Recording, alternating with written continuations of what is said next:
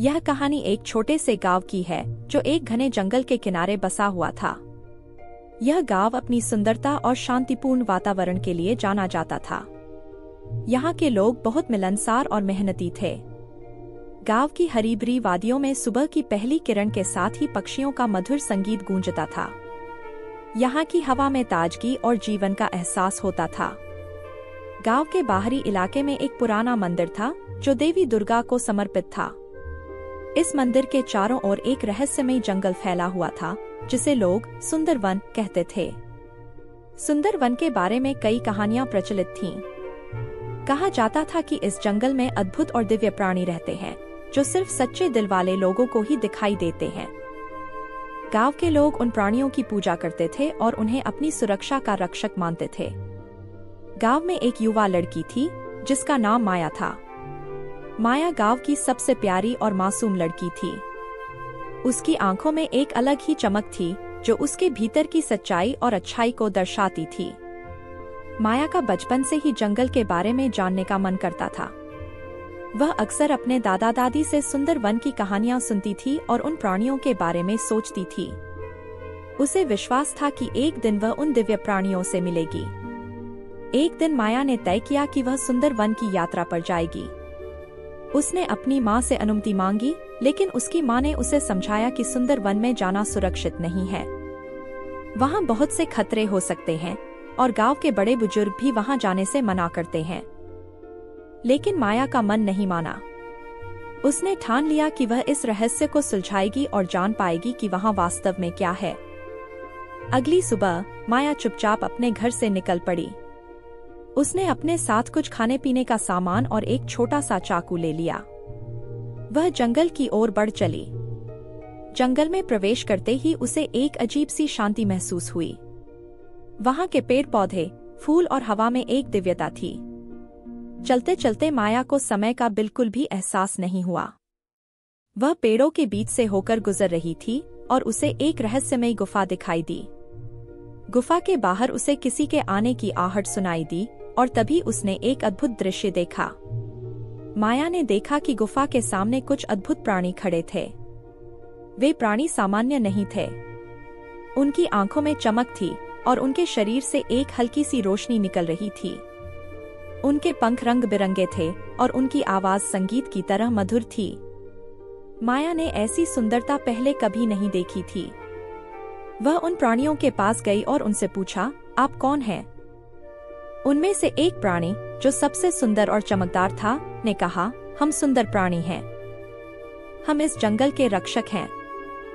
हमें उन लोगों के लिए प्रकट होने की अनुमति है जिनका दिल सच्चा और निर्मल होता है। तुमने अपनी मासूमियत और सच्चाई से हमें यहाँ खींच लिया है।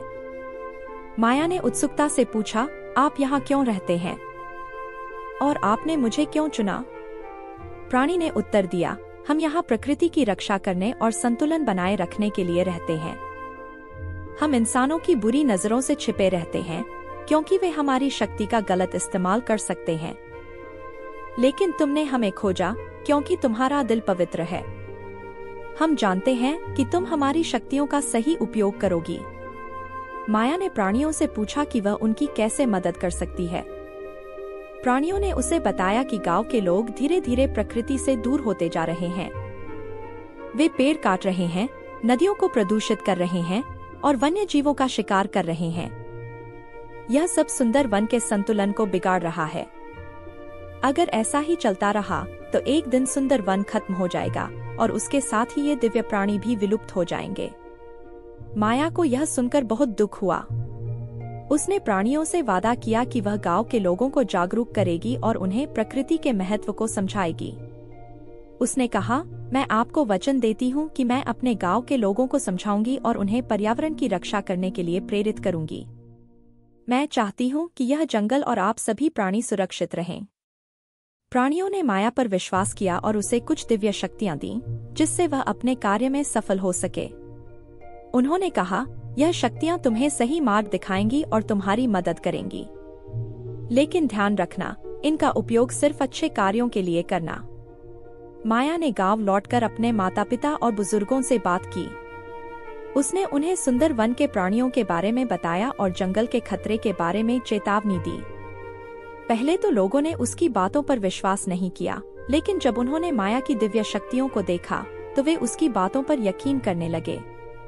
माया ने गांव में एक सभा बुलाई जिसमें सभी लोग एकत्रित हुए। उसने लोगों को प्रकृति के महत्व और उसकी रक्षा के महत्व के बारे में बताया। उसने कहा, अगर हम अपनी धरती की रक्षा नहीं करेंगे तो हमारी आने वाली पीढ़ियां क्या देखेंगे? क्या हम अपने बच्चों के लिए एक बंजर धरती छोड़ना चाहते हैं? हमें अब से ही सुधार करना होगा। हमें पेड़ लगाने होंगे, नदियों को साफ रखना होगा और वन्य जीवों की रक्षा करनी होगी। माया की बातें सुनकर गांव के लोग जागरूक हो गए। उन्होंने निर्णय लिया कि वे माया के साथ मिलकर प्रकृति की रक्षा करेंगे। गांव के लोगों ने पेड़ लगाने की योजना बनाई, नदियों को साफ करने का बीड़ा उठाया और वन्य जीवों के लिए सुरक्षित स्थान बनाने का संकल्प लिया। माया ने गांव के बच्चों को प्रकृति के महत्व के बारे में पढ़ाना शुरू किया। माया और गांव के लोगों ने मिलकर सुंदर वन की रक्षा के लिए कड़ी मेहनत की। उन्होंने पूरे जंगल को साफ किया और उसे फिर से हरा भरा बनाने का संकल्प लिया। गांव के लोग अब जंगल के साथ एक गहरा संबंध महसूस करने लगे थे। उन्होंने महसूस किया कि जंगल के प्राणी भी उनकी तरह ही जीवन के हिस्से हैं और उनकी सुरक्षा भी उतनी ही महत्वपूर्ण है जितनी कि इंसानों की। धीरे धीरे सुंदर वन फिर से अपनी पुरानी सुंदरता में लौट आया। पेड़ पौधे, फूल और वन्य जीव फिर से जीवित हो गए। नदियों में साफ पानी बहने लगा और पक्षियों की चहचहाहट फिर से गूंजने लगी। माया की मेहनत रंग लाई। सुंदर प्राणी अब खुलकर गांव के आसपास घूमने लगे। गांव के लोग भी उन्हें देखकर खुश होते थे और उनकी पूजा करते थे। माया ने अपने वादे को निभाया था। उसने न केवल सुंदर वन की रक्षा की, बल्कि गांव के लोगों को भी पर्यावरण के महत्व को समझाया। उसके प्रयासों से गांव और जंगल में फिर से शांति और संतुलन आ गया था। समय बीतने के साथ माया की कहानी पूरे इलाके में फैल गई। उसे एक नायक के रूप में देखा जाने लगा। उसके कार्यों की सराहना हर कोई करता था। गांव के बच्चों के लिए वह एक प्रेरणा बन गई थी। उन्होंने माया की तरह बनना चाहा और उसके रास्ते पर चलने का संकल्प लिया। माया ने गांव में एक विद्यालय की स्थापना की, जहां वह बच्चों को प्रकृति के महत्व और उसकी रक्षा के बारे में सिखाती थी।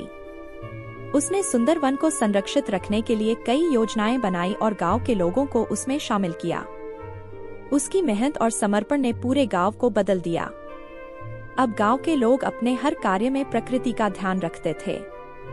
वे जानते थे कि अगर उन्होंने प्रकृति का ध्यान नहीं रखा तो उनके जीवन में भी असंतुलन आ जाएगा। माया की मेहनत और सच्चाई ने सुंदर प्राणियों को प्रभावित किया। उन्होंने माया को आशीर्वाद दिया और कहा, तुम्हारी सच्चाई और मेहनत ने हमारे दिल को छू लिया है। हम हमेशा तुम्हारे साथ रहेंगे और तुम्हारी रक्षा करेंगे। तुमने हमारी दुनिया को बचाने के लिए जो किया है, उसके लिए हम तुम्हारे आभारी हैं।